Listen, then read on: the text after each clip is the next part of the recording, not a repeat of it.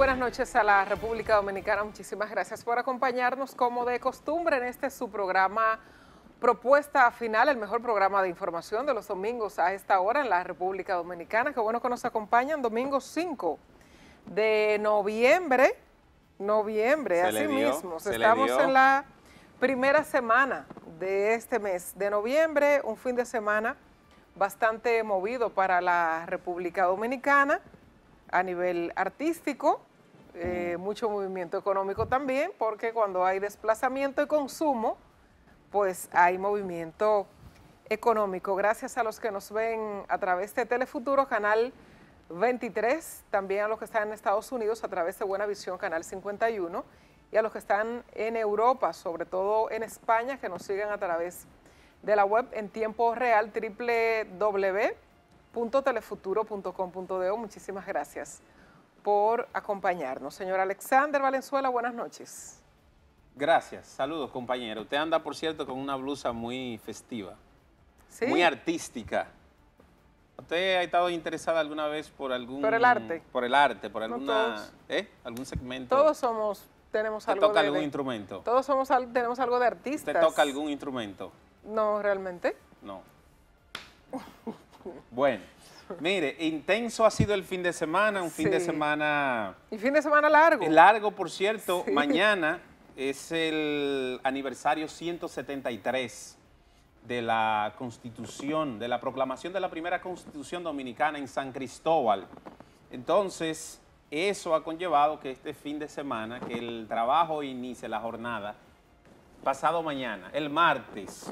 Entonces, desde el viernes pasado se ha sentido ese movimiento. Yo creo que así empieza un movimiento importante aquí en la República Dominicana, que ahora vienen otros acontecimientos, más la parte artística de este fin de semana que usted ha citado, y para caer en ese ambiente que mueve bastante a nuestra economía. Así es, hemos tenido un fin de semana bastante festivo con la realización del Festival Presidente en la República Dominicana, que mueve no solo al país, sino también muchas personas que se trasladan de algunos países de la región que vienen a disfrutar del Festival Presidente, y como mañana es día no laboral en la República Dominicana, pues con mucho mayor entusiasmo, ¿no?, disfrutar del fin de semana. Así es un derecho humano la diversión. Así es, mañana es de esperarse entonces todos los actos a propósito de la fecha, de la proclamación de la primera Constitución Dominicana, sobre todo ahí en la provincia de San Cristóbal. Así es, pero a propósito de la festividad que hemos tenido durante este fin de semana, también hemos tenido el mes de octubre fue un mes muy sangriento, sobre todo por el tema mujer, con el tema de los femicidios o feminicidios, el asesinato de mujer porque son mujeres. Lamentablemente, la contabilidad hasta este fin de semana llevábamos 84 mujeres asesinadas en el país. Temas, el mismo tema, el tema de violencia machista, esa personalidad del hombre, ese tema, esas frustraciones, esa ira no manejada y no trabajada, esa violencia, esa agresión que ha conllevado o que sigue tiñendo a la República Dominicana de lamentables muertes de mujeres valiosas que contribuyen al desarrollo de nuestra nación, y con el ingrediente adicional ahora de que el hombre también se suicida. Por ende quedan los niños en la orfandad con muy pocas instituciones públicas que tienen que los acoja, con abuelos y abuelas que muchas veces no están en capacidad de asumir la crianza de esos niños. Decía un estudio el fin de semana que unos 300 niños han quedado en la orfandad con el asesinato de esas mujeres que hemos tenido en los últimos meses. Y bueno, no tenemos estrategias realmente ni un plan de políticas públicas específicas para tratar el tema tan desgraciado en nuestra nación, y se hacen cosas como de manera repentinas y esporádica, no porque tengamos una estrategia ni políticas definidas para enfrentar el problema. Por ejemplo, esta semana se llevó a cabo una marcha aquí en en el centro del Distrito Nacional, en la Jiménez Moya. El Ministerio de la Mujer preparó como rápido, en 2 o 3 días, una marcha con hombres, funcionarios públicos, estuvieron ahí presentes en esa marcha. Y yo decía, bueno, una marcha está bien, sale al otro día en la prensa nacional, es noticia, pero el enfoque no es ese, el enfoque no es por ahí, no es con ellos que debemos trabajar el tema de violencia para con las mujeres. Quizás ese sea el grupo que menos necesite de orientación. No estoy diciendo que esas personas, primero por su nivel académico, por el papel que desempeñan en funciones públicas, no sean violentos o agresivos. No estoy diciendo eso, porque hay muchos que sí lo son, aunque no lo aparentan. Ese no es el caso, pero no es el enfoque que debemos tener hacia ese grupo de hombres. No es ahí donde debemos dirigir los objetivos para lograr lo que tenemos que lograr, que es la erradicación o la disminución del asesinato de mujeres en la República Dominicana. Y hay una serie de factores que inciden a la violencia y que tratamos muchas veces de justificar los asesinatos. Y uno escucha hasta muchísimas mujeres pero es que ella le fue infiel, es que ella se fue y lo abandonó, es que ella seguía tomándole dinero, es que ella, y así buscamos un sinnúmero de listas para justificar el asesinato. No hay ninguna justificación para el asesinato, porque si fuera por infidelidad, entonces tendríamos que llevarnos al 95% de los hombres, por dejarle un margen de un 5% para no ponerlo en el 99%, que sería muy irracional de mi parte. Pero no podemos buscarlo por ahí, tratar de justificar. La violencia no tiene ninguna justificación, mucho menos el asesinato de las mujeres. En los últimos días que hemos tenido también policías y agentes del Ejército Nacional involucrados, militares, en el asesinato de mujeres, yo decía y digo, bueno, la Policía Nacional puede hacer un muy buen trabajo y el Ministerio de Defensa también, porque esos hombres sabemos dónde están. Entonces imagínese un hombre violento, machista, agresivo, con un arma de reglamento asignada, el poder que da eso y la facilidad que usted tiene, o sea, a usted se le hace más fácil acabar con la que ya usted tiene identificada como su víctima. Entonces, la dirección de la Policía Nacional puede hacer un muy buen trabajo con este tema, identificar, trabajar con esos hombres que están ahí. Yo sé que no es fácil trabajar con patrones de conductas adquiridos ya, pero puede hacerse algo porque esos hombres los tenemos ahí en esa institución.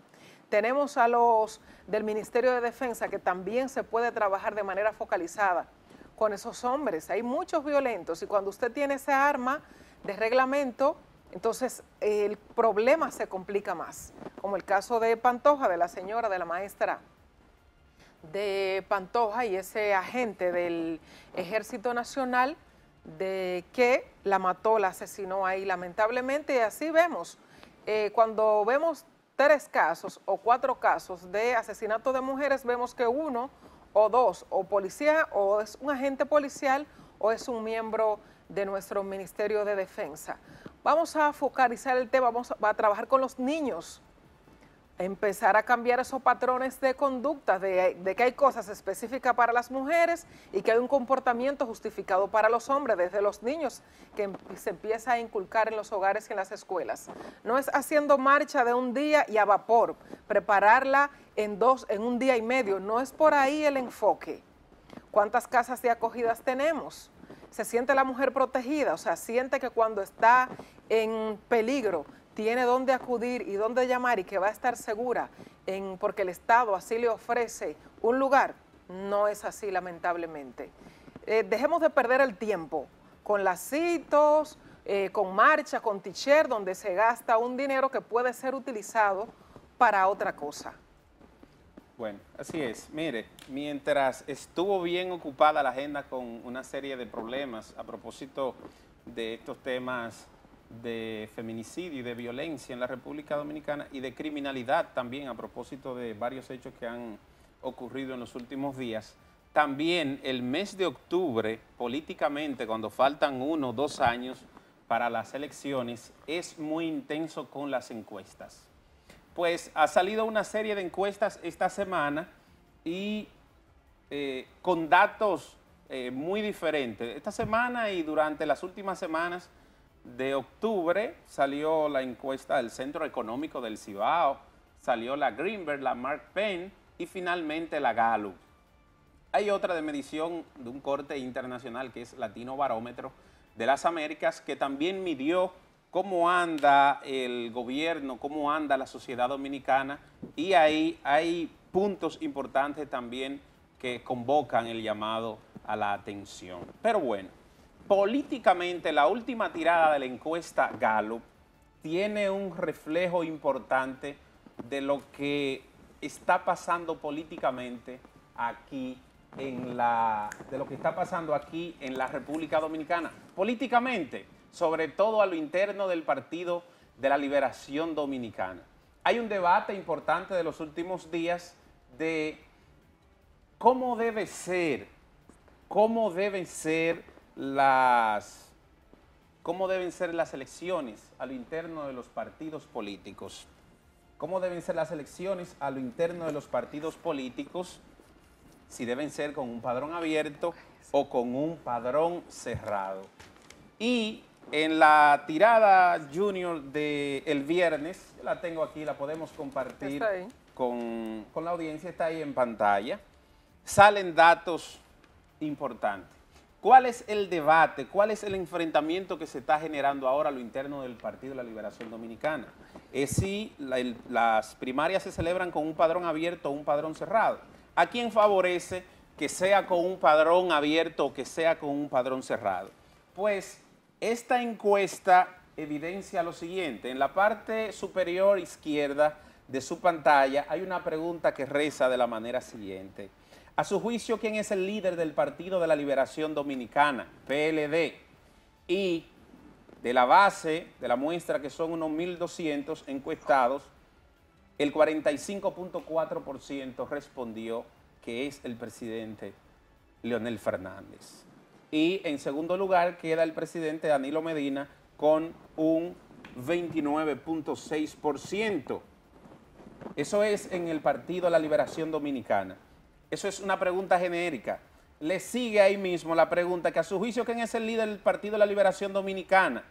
Con una base de 502 encuestados, pero estos son simpatizantes exclusivos del PLD, son miembros del partido o simpatizantes del PLD. Y ahí el 45% dice que Leonel Fernández y el 33.5% a Danilo Medina. Esto evidencia parte de lo que está ocurriendo y del por qué una parte importante del Partido de la Liberación Dominicana quisiera que la elección de los candidatos a lo interno de su organización pueda ser con un padrón abierto, que vote la gente, que vote el público, no necesariamente los PLDistas, porque esos PLDistas tienen una inclinación hacia uno de esos bandos, hacia el principal bando. Se ha evidenciado ahora, según esta encuesta, que es el bando del presidente Leonel Fernández. A lo interno del PRM también hay otro dato de relevancia que coloca a Luis Abinader en primer lugar con un 46% y a Hipólito Mejía con un 38%. A David Collado esta encuesta lo ubica al centro de su pantalla, el segundo amarillo, el que resalta en amarillo de arriba hacia abajo, el tercer cuadro. A David lo coloca con 1.2, pero David Collado fue colocado recientemente como la persona de mayor aceptación a lo interno del Partido Revolucionario Moderno, por encima de Hipólito Mejía. ¿Dónde fue eso? Eso fue en la encuesta Mark Penn. Okay. Entonces, esto evidencia, primero, una serie de encuestas que van a seguir saliendo y una realidad que se vive ahora a lo interno de los distintos partidos políticos. Y ahí hay un dato que resaltar también.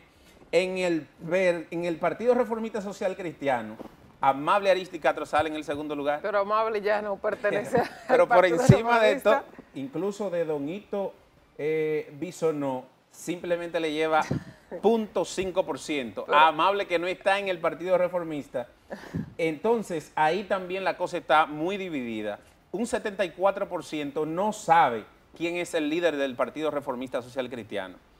en el PRM hay un desconocimiento importante también de las personas que no saben quién es su líder y tampoco quién debe ser su candidato de cara a las próximas elecciones.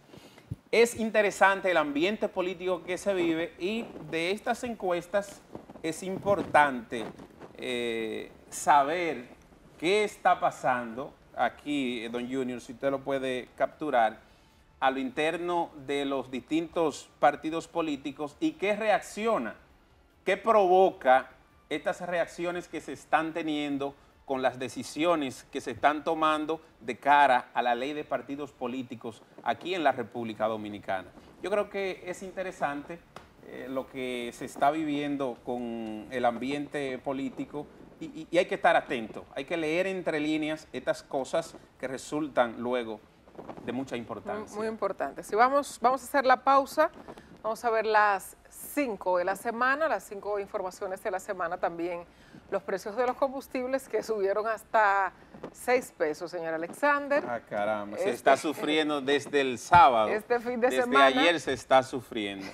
Pero bueno, mire, tenemos una entrevista interesante en la noche de este domingo, 5 de noviembre. Vamos a conversar con el director ejecutivo del INAFOCAN, don Andrés de la Mercedes. Vamos a hablar de la excelencia en la educación dominicana, de la formación continua de los profesores, de los maestros y esas iniciativas que van en beneficio de ese sector educativo aquí en la República Dominicana. Regresamos.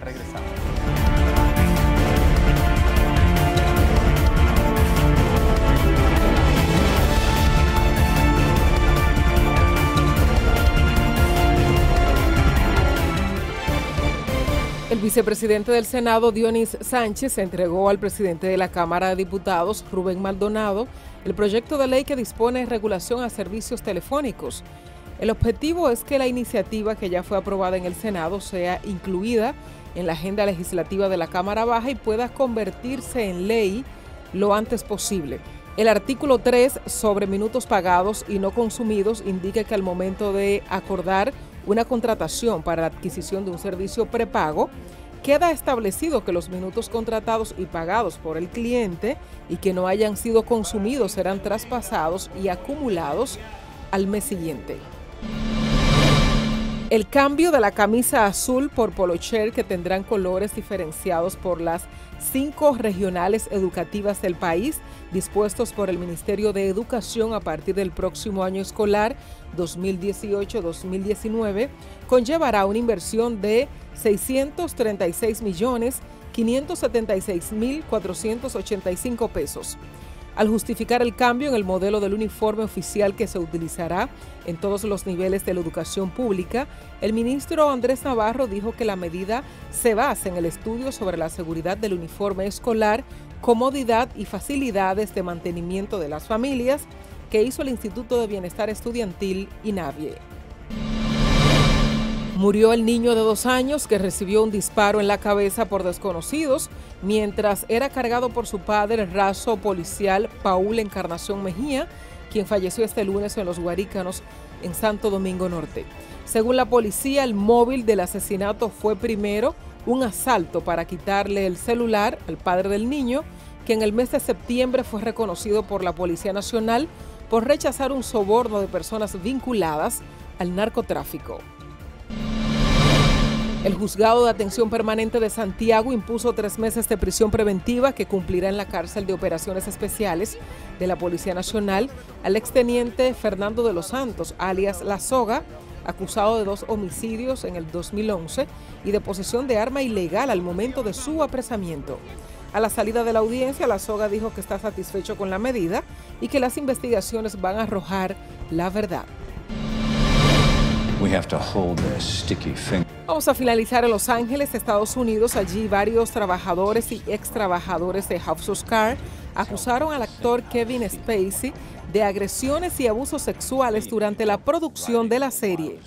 8 personas que hablaron bajo condición de anonimato aseguraron haber sido víctimas de acoso o abuso sexual por parte del actor o haber presenciado comportamientos de esa clase por parte de Spacey, quien desde la semana pasada se encuentra en el punto de la mira de Hollywood después de que el intérprete Anthony Rapp le acusara de agresión sexual en un episodio que tuvo lugar en 1986. Propuesta final.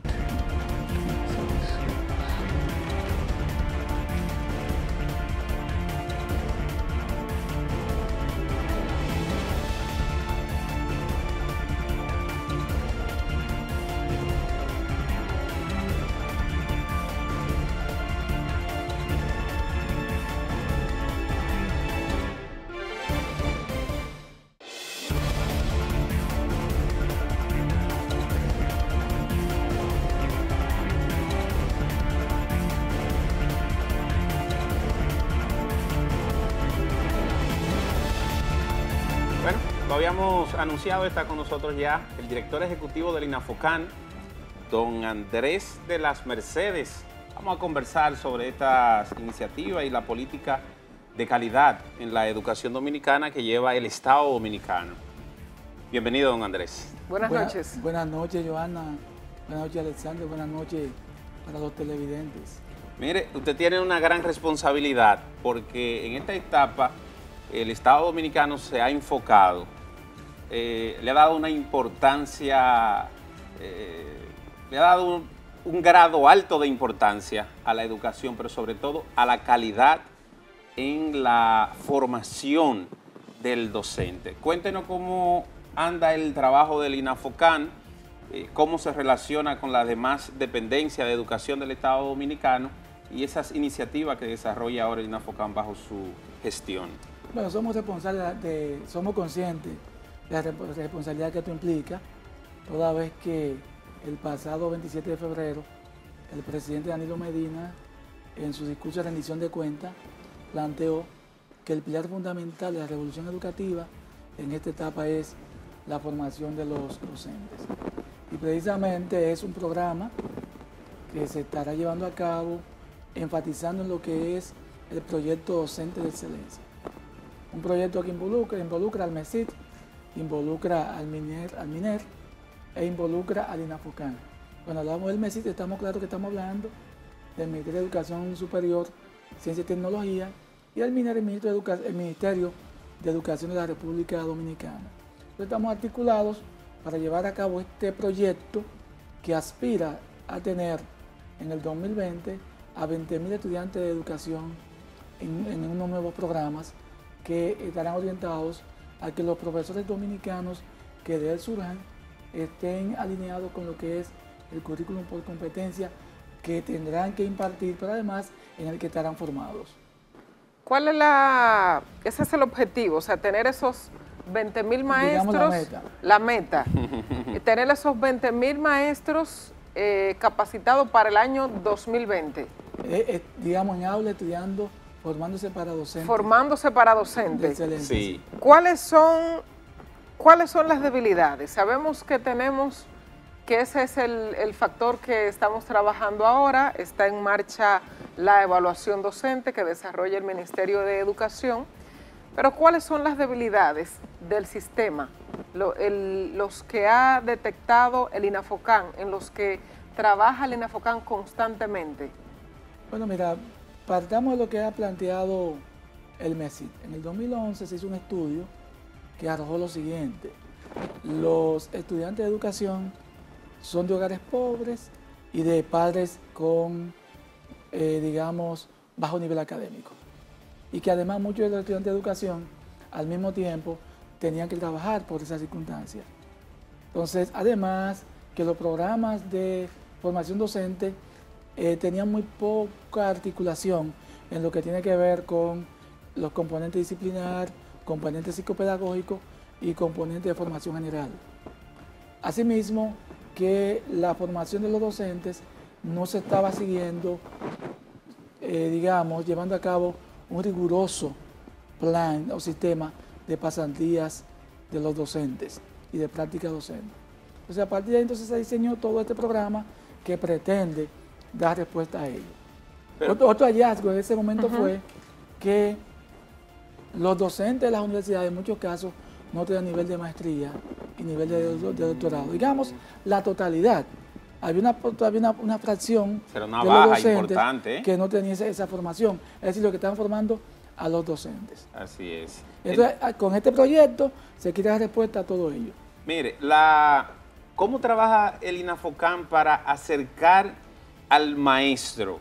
El maestro que no necesariamente quizás esté tan interesado en la educación continua, en ese fortalecimiento de su educación que lo demanda el sistema ahora, para determinar qué tipo de beca o maestría o posgrado necesita ese docente. ¿Cómo se determina? ¿Cuál es la mecánica que aplica el INAFOCAN para determinar esa parte? Bueno, tenemos, digamos, varias líneas de requerimiento. Una puede partir de los distritos educativos y las regionales. Otra pueden partir de las direcciones generales del Ministerio de Educación. Otra de los estudios que se hacen a nivel del país y otra los propios estudios que hace el INAFOCAN, que tiene un departamento de investigación. Entonces, a partir de ahí, ya ahí se definen cuáles serían, digamos, los programas formativos que debemos estar respaldando.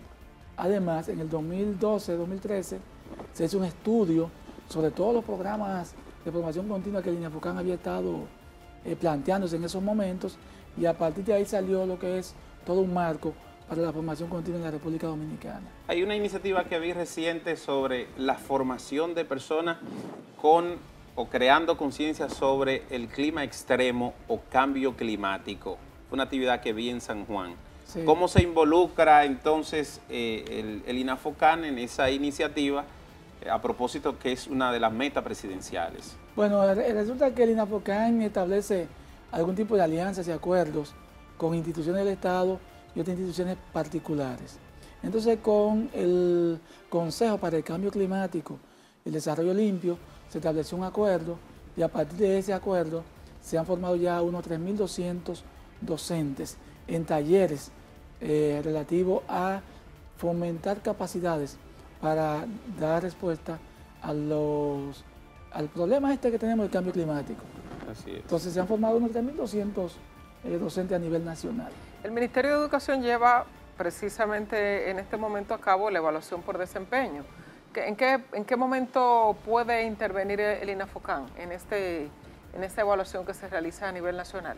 ¿Tiene alguna intervención o no? Si le está coordinando el IDEICE, conjuntamente, que es el Instituto de Estudio e Investigación para la Calidad Educativa, la Organización del Estado Iberoamericano, la OEI, y nosotros hemos colaborado con nuestro departamento de investigación, donde la doctora Ginia Montes de Oca ha colaborado en la formulación del instrumento con estas instancias, pero también con personal de INAFOCAN que está participando. ¿Cuáles otras iniciativas tiene el INAFOCAN dentro de su plan estratégico para los siguientes años? Bueno, tenemos la estrategia de formación continua centrada en la escuela, que partió de la investigación que le dije hace un rato que se había hecho. Sí. Entonces, esa estrategia va a abarcar a todos los docentes que inciden en el primer ciclo del nivel primario. Es una formación que incluye a los técnicos docentes, a los equipos de gestión de los centros educativos, incluye a los docentes, y que además va a fomentar la aplicación de unas guías para que los estudiantes del primer ciclo de básica, sobre todo, se formen en lo que es la lectoescritura y la matemática. Se elabora todo un plan de mejora del centro educativo a partir primero de una línea base que se establece, y a partir de ahí entonces se lleva a cabo todo este tipo de formación, con un seguimiento constante y con la colaboración del UNICEF y en coordinación con la Dirección General de Primaria del Ministerio de Educación. ¿Por qué en matemáticas y cuál fue la otra? Y lectoescritura. ¿Por qué en matemáticas y lectoescritura? Porque está claro que cuando el estudiante domina la lengua, pues es más fácil que domine todas las demás asignaturas. Y la matemática, obviamente, es básica para los aprendizajes de los estudiantes. ¿Cuáles son las... Cuando tú dominas matemática y lengua española, pues más fácilmente tú puedes asumir lo que son las sociales y las naturales. Sí. ¿Cuáles son las materias en las que más tenemos debilidades, don Andrés? Bueno, mira, tenemos que trabajar activamente en fomentar la calidad educativa. Ahora bien, el énfasis, entendemos que la base está en la lectoescritura y la matemática. Ok. A partir de ahí, Esa es la prioridad. A partir de ahí tú puedes levantar todo el edificio de la formación de los estudiantes. Mire, don Andrés, a propósito... Pero hay que estar claro, digamos que es un énfasis, porque la prioridad incluye varios aspectos. Tenemos que trabajar mucho en lo que es la psicopedagogía. Tenemos que trabajar también en la atención a la diversidad, con esto de la educación inclusiva. Y la parte sexual que está pendiente ahora, ¿eh? Sí, hay un debate ahora mismo que si una asignatura de formación sexual la plantea el obispo Masalles, la ha planteado. El ministro entiende que no se trata de incluir más asignaturas. Yo pienso que lo que se trata es articularla con este currículum por competencia que estamos llevando a cabo e integrarla de modo transversal en la educación. Mire, y la educación sexual. Usted sabe que la formación humana y religiosa y la moral y cívica se ha descontinuado un poco en las escuelas. No se ha descontinuado. Bueno, descontinuado en el nivel de la importancia. Sí, no, digamos, el tema es cómo se ha estado abordando. ¿Cómo se ha estado abordando? A mí me gustaría ver, mire, con su perdón, a mí me gustaría ver su visión y de cómo pudiera también involucrarse ahora. Vi una iniciativa reciente, un acuerdo con el ministro de Educación sobre la parte ambiental, a propósito de esta iniciativa de INAFOCAN con el cambio climático, y cómo abordar eso. Recientemente vimos hechos de violencia en la propia escuela de estudiantes contra maestros. Entonces, algo anda mal. ¿Se ha abordado desde el INAFOCAN y Educación el tema? Realmente hay que decir que hoy en día con las redes sociales, eventos que antes eran muy aislados, se presentan como que lo general. Así es. Son eventos aislados que se dan. Y desde que nosotros éramos estudiantes, no se recuerdan los pequeños incidentes que ocurrían en las escuelas. Sí. Eso no tiene mayor trascendencia. Ahora, ¿qué está haciendo, digamos, el INAFOCAN? Nosotros en estos momentos estamos llevando a cabo la formación de los psicólogos y orientadores de las universidades que están participando en los programas de formación inicial.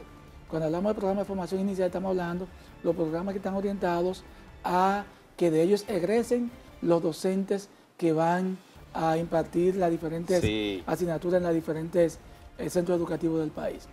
Llevamos a cabo una formación recientemente que abarcó a gran parte de los docentes de la región norte y del sur.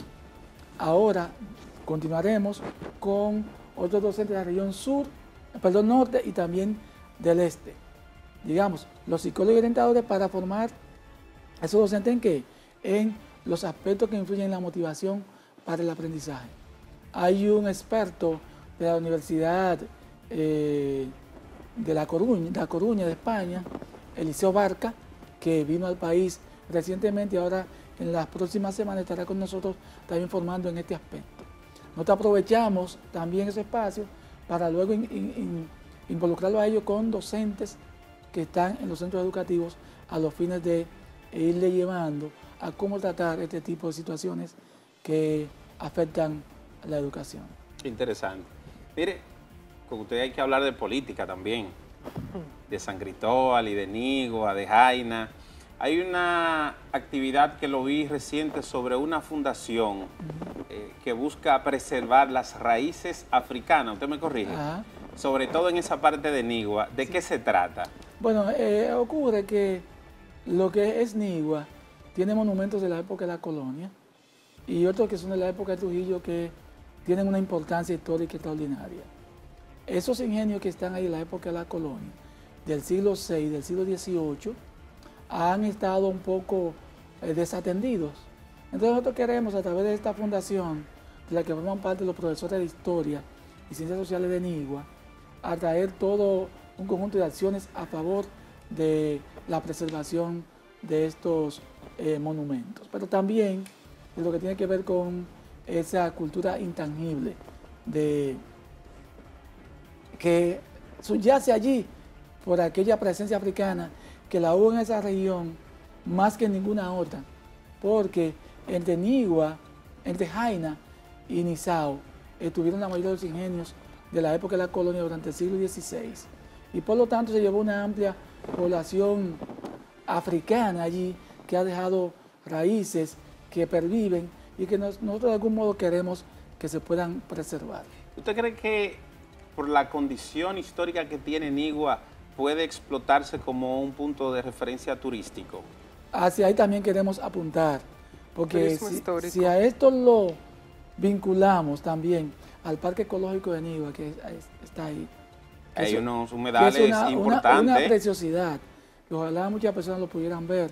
Y son de las cosas que nosotros queremos ahora, en principio, irla poniendo en articulación, lo que tiene que ver con los ingenios, ponerlos en valor, así como también lo que fuera la Casa Veraniega de Trujillo, que le llaman Casa Blanca, en cuyo entorno fueron asesinados 6 de los participantes en la ejecución, en la muerte de Trujillo, y ahí todos los años los, digamos, parientes de esas personas van y hacen un acto. Por cierto, ahora, el 18 de noviembre, un acto.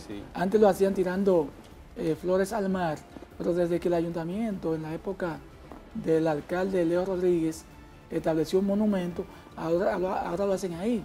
Entonces son de los entornos que nosotros queremos un poquito ir, digamos, recuperando. Además, establecer toda una ruta, correcto, turística en la zona. ¿Han hecho algún acercamiento con el Ministerio de Turismo para eso? Lo hemos hecho. ¿Y cuál ha sido la reacción? Ellos en este momento están levantando un proyecto, está, digamos, en la fase de estudio, y también, sobre todo, con cultura. También. El Ministerio de Cultura nos ha prometido que en el breve plazo estará haciendo una inversión importante en áreas que van a discutir con nosotros, inclusive, y también con el ayuntamiento, a los fines de poner en valor estos monumentos. Mire, usted citaba la vinculación histórica del dictador Trujillo con San Cristóbal y cómo quedan todavía ahí sitios históricos. ¿Usted cree que se ha abordado en materia de educación de forma correcta el planteamiento de la historia conforme a esos acontecimientos de los 30 años de la dictadura? Bueno, mira, el tema del Trujillo es un tema que polariza a las personas, las polariza. Ahora, lo que como yo hemos estudiado un poquito la historia y que hemos valorado lo dramática que fue esa dictadura, indudablemente que queremos que todo vestigio que se pueda superar de esa dictadura es conveniente para el fortalecimiento de la democracia en el país. Así es. Mire, tenemos que concluir la entrevista. Sin embargo, no lo queremos dejar ir sin... Usted es uno de los hombres que más sabe del PLD, sobre todo en la provincia de San Cristóbal, por la historia. Lo coloca ahí. Y en materia electoral también. ¿Cómo anda el partido allá y cuál es su opinión de estos debates que existen ahora entre primaria abierta o primaria cerrada? O padrón abierto y padrón cerrado. Bueno, mira, en la provincia de San Cristóbal el PLD es muy fuerte, tiene un liderazgo muy sólido y sobre todo un liderazgo muy articulado que en lo fundamental siempre se mantiene cohesionado, en lo fundamental. Tuvimos una fisura en el proceso pasado, pero el partido no tuvo mella y los resultados electorales así lo señalan. Después bien, en cuanto a abierta o cerrada, yo entiendo que las primarias deben ser abiertas. Abiertas. Cuando se habla de abierto o cerrado, la gente dice que si está con Danilo, si está con Leonel, si la posición de Danilo o de Leonel. Bueno, yo lo planteo desde la siguiente perspectiva. Las elecciones internas, cuando son cerradas, generan muchas situaciones internas que afectan los procesos siguientes. Incluso las elecciones pasadas internas fueron hasta un tanto violentas. Tuvimos lamentablemente la pérdida de algunos compañeros. Y yo entiendo que en unas primarias abiertas, gerenciadas por la Junta Central Electoral, el partido puede salir bastante ganancioso. O sea que los problemas internos de un partido cuyos líderes y miembros no tienen la capacidad de resolverlo, tiene que una institución resolverlo, es lo que usted acaba de decir. No, yo digo más bien que en las primarias abiertas, como va a votar cualquier elector que tenga la posibilidad de hacerlo, las situaciones internas son menos tensas y por lo tanto se manejan mejor los procesos. Además, y es legítimo y más democrático, o sea, que una persona que no tiene nada que ver con una institución, con un partido político, vaya a elegir sus autoridades. O sea, ahí estaríamos aplicando la democracia en un 100%. Lo que pasa es que al final, ¿quién es que va a elegir a los presidentes, los senadores, los diputados, los regidores y los alcaldes? Esa es otra fase. Es la población. Entonces estamos ahí en un ensayo. Además, a veces el padrón se cierra en un momento dado y hay una persona que está por apoyar el partido en un proceso interno, no lo puede hacer porque el padrón está cerrado. Por ejemplo, nosotros desde el 2011 no estamos inscribiendo militantes en el partido, miembros en el partido. Tenemos una cantidad de jóvenes que se sienten PLDistas que no se pueden expresar. En una primaria a veces lo podrán hacer. ¿Usted cree que el momento es propicio para revisar eso, de abrir más el partido? Bueno, pero ya como miembro. El PLD se abrió totalmente. Se abrió tanto que cualquier persona puede iniciar la formación de su comité de base. Está totalmente abierto el partido a la población. Nosotros creo que vamos a tener que invitar a don Andrés para hablar abiertamente más de política. Más de política, sí. Y de Jaina, de San Cristóbal, de Nigua, por su vinculación ahí en esa provincia. Les damos proyecto a su orden siempre. Muchas gracias, don Andrés de las Mercedes, director ejecutivo de INAFOCAN, el Instituto Nacional de Formación y Capacitación Docente. Muchas gracias por acompañarnos esta noche en Propuesta Final. Gracias a ti, Johanna, gracias a Alexander, y estamos a su disposición. Muchas gracias. Hacemos una pausa, regresamos en un instante con Propuesta Final.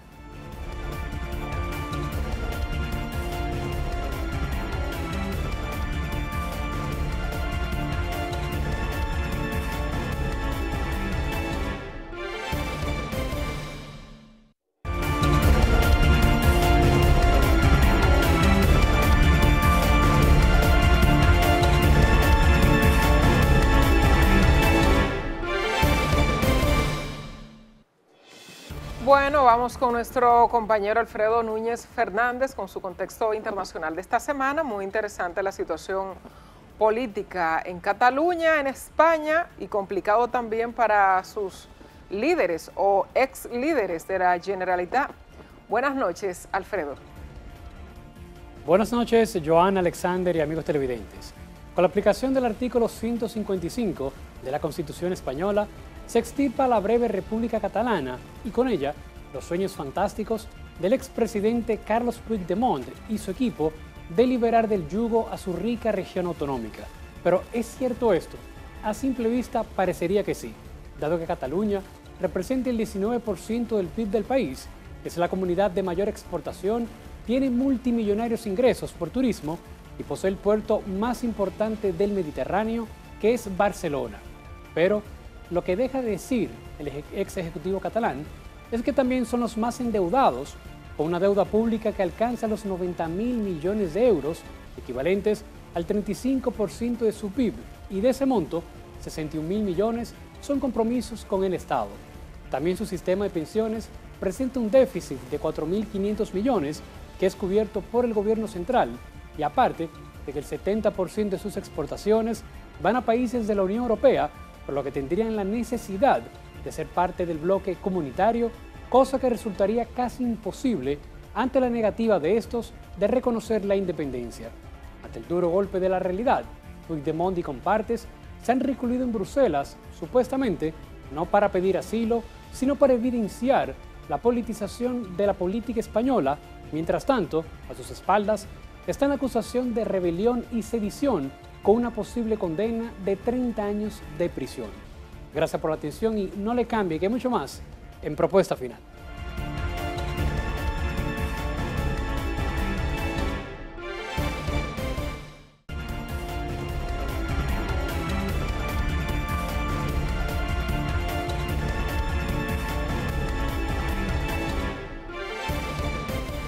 Bueno, los médicos realizaron su sexto paro esta semana.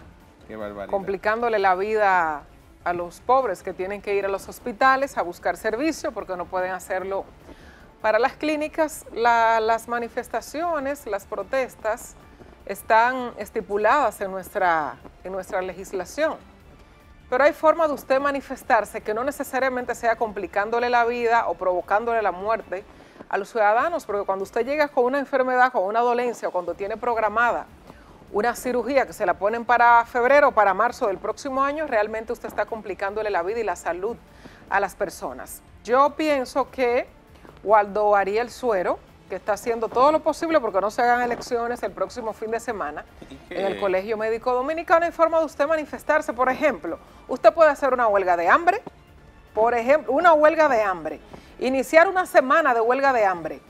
A ver si se muere un pala ahí, dicho sea de paso, porque si usted quiere provocarle la muerte al pobre que no tiene con qué ir a una clínica, entonces usted también debería empezar a deteriorársele su salud para ver para ver qué tan importante es el tema, porque esos médicos que están en huelga y en paro, que yo estoy de acuerdo con que tengan un mejor salario, pero no en detrimento de la salud de los que menos pueden.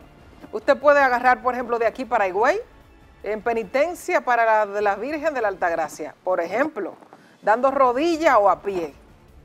Eso puede ser, esas son formas de manifestación que no necesariamente son complicándole la vida y la salud a los que menos pueden. Así es. De esta forma llegamos a la parte final de la propuesta de este domingo. Gracias, compañera. Buenas noches. Muchas gracias a usted. El Señor la proteja. Igualmente. Y la bendiga siempre y la libre de malos ojos. Amén. Y malos hombres. Nos vemos el domingo, si así el Señor lo permite. Buenas noches.